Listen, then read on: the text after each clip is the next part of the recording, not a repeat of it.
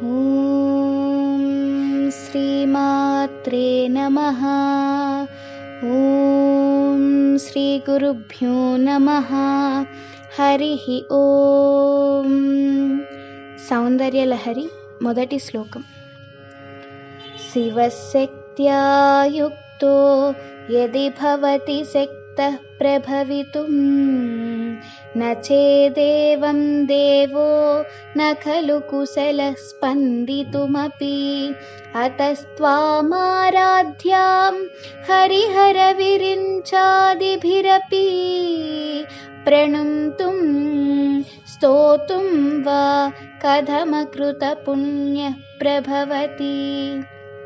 తాత్పర్యం: అమ్మా, నీ శక్తితో కూడినప్పుడే పరమశివుడు అధినాయకుడు అగుచున్నాడు. అట్లు కాని నాడు ఆ దేవదేవుడు సమర్థుడు కాడు.